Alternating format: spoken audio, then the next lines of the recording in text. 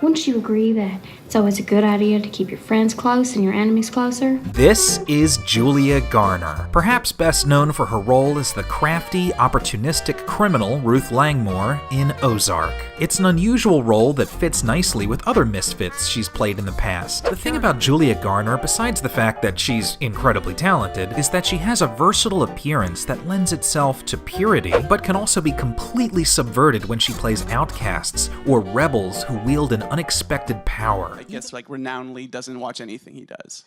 No, I watch everything, unfortunately. But it's really hard. I mean, you kind of like have to get used to watching yourself because that's the job. I feel like sometimes it's actually helpful if I want to improve my craft to watch work that I feel like, I maybe could have done differently or just, I don't know. Yeah, well, you nailed that, so congratulations. Thank you. I want to get a little bit into the beginning, how you first started. I think how you got first cast in your first role was kind of interesting, right? Is that correct? Yeah, so I started in this business because I was very shy, so I started taking acting classes to overcome my shyness, and then there was this one, I did student film. I used to do a lot of student films for Columbia Film School when I was like 15, and the student filmmaker's girlfriend was interning at a casting office, Susan Shotmaker. A lot of connections right there. Yeah, so, and my first audition was for an open casting call, which was,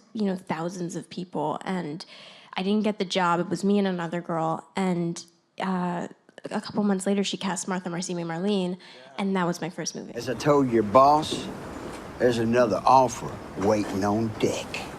Then take it. No one's gonna pay a red nickel for a paddle wheeler that doesn't even paddle.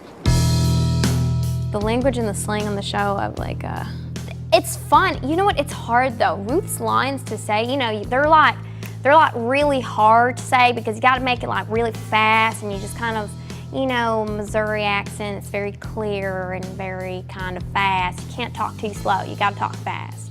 And if they're like, I reckon you, blah, blah, blah, like, it's very difficult to do that. And then you have 10 people talking to you, and you're like, just don't forget that mark, don't forget. I was like, okay, my line, we're gonna change it. Okay, and then I have to do the accent, and I'm like, oh my God, my brain's about to explode. So,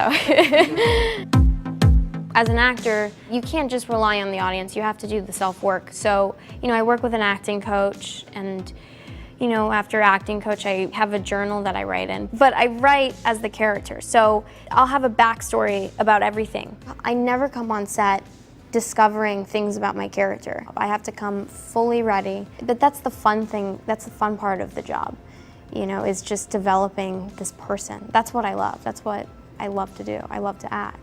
That's real acting to me.